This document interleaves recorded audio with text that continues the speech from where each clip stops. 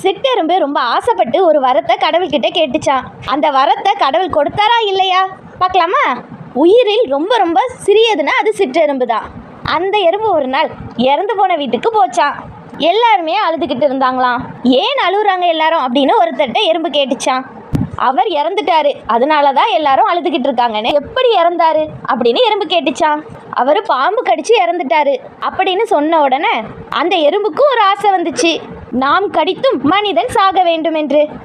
கடவுளிடம் தினமும் நான் கடிச்சா சாகணும் என்று வேண்டிக் கொண்டது. கடவுளுக்கு சிரிப்பாய் இருந்தது. பாரு, இந்த சின்ன சிற்றெரும்புக்கு இப்படி ஒரு ஆசை என நினைத்து வேடிக்கையாக எறும்பு முன் வந்தார். நீ கேட்ட வரம் தருகிறேன் என்றார். எறும்புக்கு ஒரே மகிழ்ச்சி.